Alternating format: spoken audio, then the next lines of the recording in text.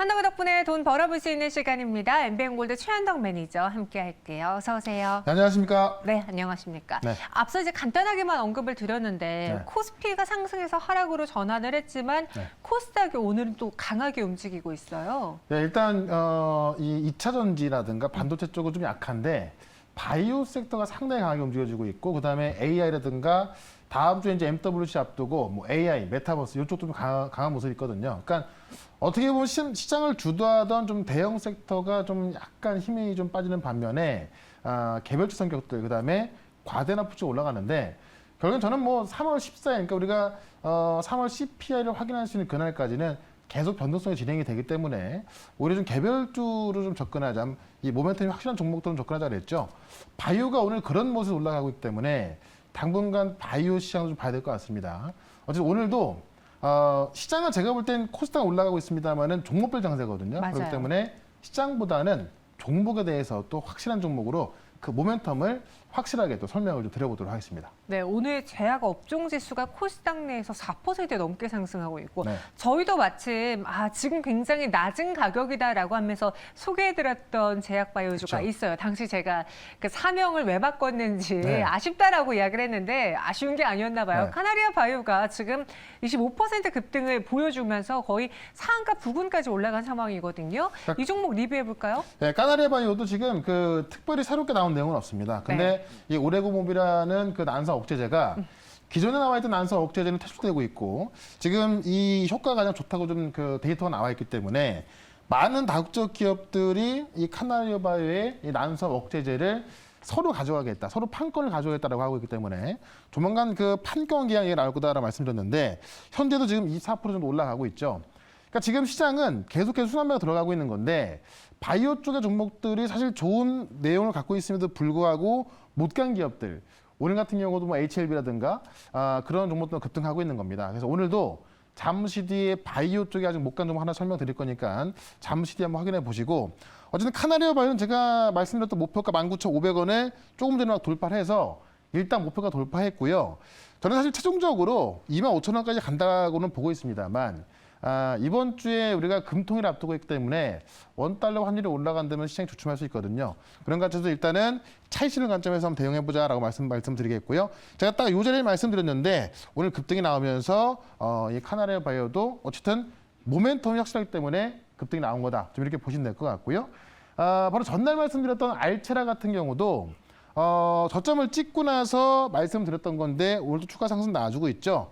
보시면 아직까지 올라간 게 없습니다. 근데 다음 주에 MWC를 앞두고 이 메타버스라든가 또 애플의 XR 기기에 대한 이야기 나올 수 있고요.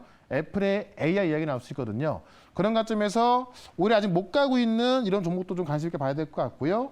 그 지난주에 말씀드렸던 미디어젠 같은 경우도 지금 애플의 시리아 이 파트너십 계약이 체결돼 있으면서 애플의 AI 가른다라고 말씀드렸는데 다음 주 MWC에는 애플부터 해서 구글 중국 업체들까지 다 참석하거든요. 그런 관점이 가장 크기 때문에 오히려 이런 종목도 지금 관점에서는 우리가 매수 관점 봐야겠다라고 말씀드리면서 오늘도 이번 주에 제가 볼 때 시장이 전강후약 갈 것 같은데요. 그중에도 올라갈 종목으로 또 말씀을 드려보도록 하겠습니다. 네, 전강후약의 모습을 보일 것으로 예상이 된다. 그런데 그 안에서 오늘도 좀 수익을 낼 만한 종목을 미리 선별해 보자면 이 두 가지 종목이 눈에 띄었다고 합니다. 어떤 종목인지 첫 번째 종목에 대한 키워드부터 보실게요. 중국 1위하는 콘텐츠 거의 뭐 뒤에 답이 나와 있네요. 그렇죠. 근데 우리나라에서 1등해도 좋은데 네. 우리나라는 5천만 명 인구고 중국은 14억 인구다 보니까 중국에서 1등하면 그야말로 뭐 대박이죠. 그렇네요. 근데 이제 중국에 진출하자마자 중국 OTT에서 1등하고 있는 그 기업인데 마침 또 우리나라에서 이런 콘텐츠 수출을 도와주기 위해서 전략 회의를 진행합니다. 그래서 좀 더 좀 좋은 모멘텀이 나와주고 있는 건데요. 윤 대통령이 국내 엔터 재편 속에서 지금 SM 이야기 많이 나오고 있죠. 그 안에서 지금 K 콘텐츠 수출 전략을 논의하자 이 보고를 받는 건데 내용을 좀 보도록 하겠습니다. 원래 이제 이 대통령실에서 수출 전략 논의하게 되면은 우리가 많이 알고 있는 반도체라든가 뭐 자동차, 화학 이런 어떤 그 대형 업종에 대한 수출 전략 회의를 하게 되는데 이번 주 수출 전략 회의에서는 K 콘텐츠 전략 수출 등을 보고 받는다는 겁니다. 원래 콘텐츠 수출 전략 회의가요. 문체부에서 이번에 신설한 겁니다. 그러니까 원래 대통령의 그 수출 전략 회의는 없던 건데 문체부에서 이걸 만들어서 이번 보고를 같이 하기 때문에 어떻게 보면 이 K 컨텐츠 수출 전략 회의가 문체부 안에서만 하던 거랑은 다르게 전체 회의로 확대가 되는 겁니다. 그렇기 때문에 대통령의 직접적인 어떤 명령이 좀 떨어질 수 있다라고 좀 보고 있는 거고요.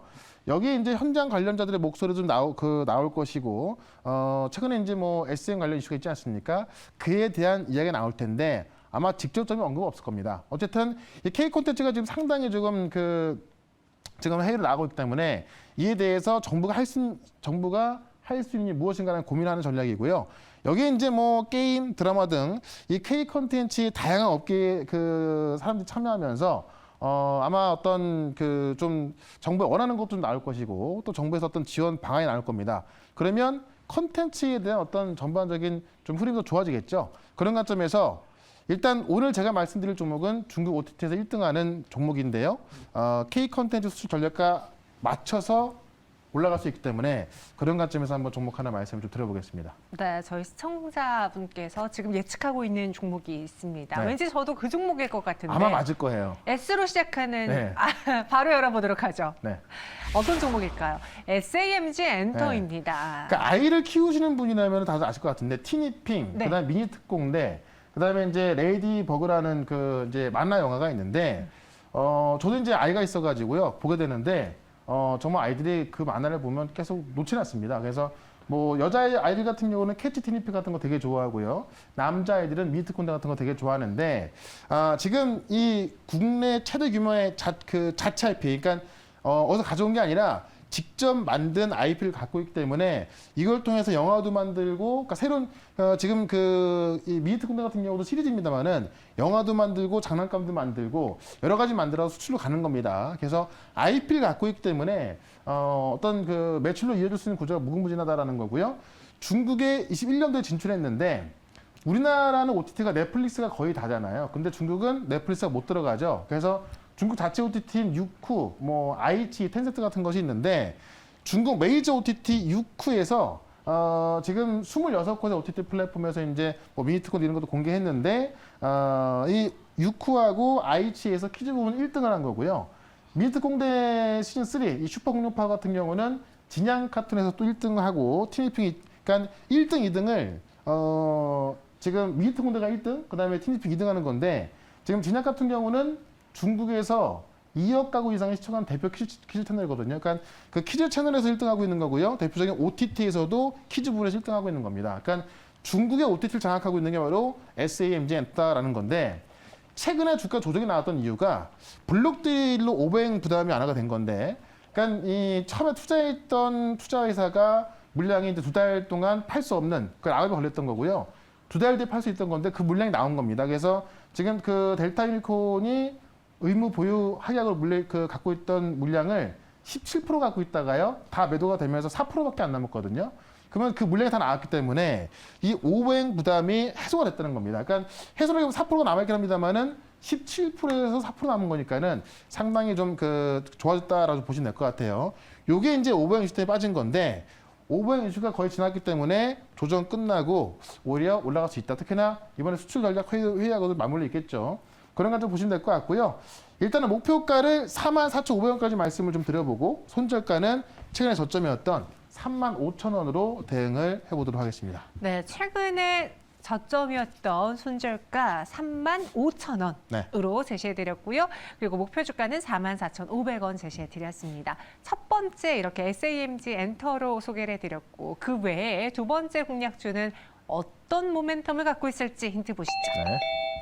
살아난 제약바이오. 오늘 제 구미가 당기는 네. 섹터가 이쪽입니다. 그러니까 여러 가지가 있는데 살아난 이유가 뭐 오늘 공매도가 또 풀리면 공매도가 이제 쇼커버 되면서 올라간 것도 있거든요. 맞아요. 근데 그 와중에 또 몇 가지 있는데 그 중에 하나만 또 확인해 보면서 제약바이오 지금 싸기 때문에 왜 사야 될까 그걸 한번 보도록 할게요.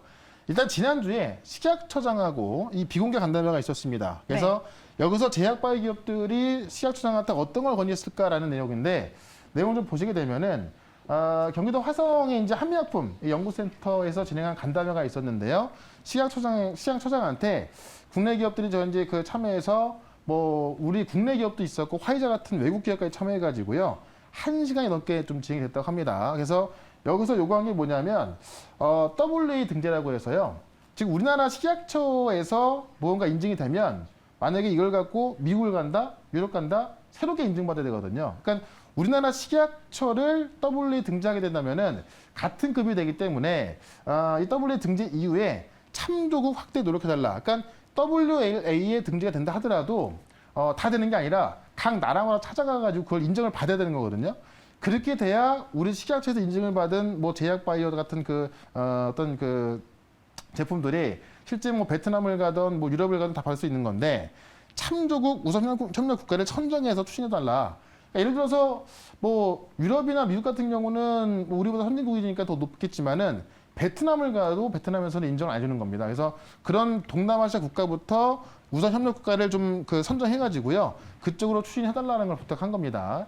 이 얘기는 결국에는 우리나라 식약처가 그 급으로 올라가게 된다면은 우리나라 식약처에서 인증을 받은 뭐 3상을 통과했던 그런 기업들까지도 같은 급으로 인정을 받는 거기 때문에 우리나라 제약바이오 기업들은 상당히 좋은 모습이라는 겁니다. 그런 관점에서 오늘도 지금 임상에 대한 아주 좋은 결과를 갖고 있는 지금 또 주가는 바닥에 있는 기업을 하나 말씀을 드려보도록 하겠습니다. 임상과 관련한 종목을 한 종목도 준비해봤습니다. 어떤 종목일지. 두 번째 제약바이오 관련주. 네. ST큐브를 소개해드리겠습니다. 네, 이 면역감염 억제제를 개발하고 있는 건데 기존에 있는 면역감염 억제제와 같은 그 임상 데이터가 나오고 있어서 시장에서 꽤 기대를 걸고 있습니다. 그래서 쉽게 말하면 이 면역 회피 물질을 억제해서 면역 세포가 암세포를 공격하게 하는 그 차세대 항암제인데 이 면역감염 억제제가 바로 차세대 항암제라는 이야기죠. 그래서 원래 그 면역감염 단백질 이 BTN1A1이 그러니까 면역을 파괴하는 그런 나쁜 그 물질인 겁니다. 이게 지금 대부분의 암에서 발현된다는 거거든요. 그러니까 난소암에서 65%, 비소세포암 54%, 두형부암 46%, 식단 49%. 대부분의 암에서 발견되는 이 BTN1A1을 이거를 이제 그 제거할 수 있는 시작 후 물질 HS1810을 항체를 개발해서 시험을 하고 있는 겁니다. 그래서 이게 바로 면역감염 억제제가 되는 거고, 이게 이제 그 면역 회피 물질 되는 건데요.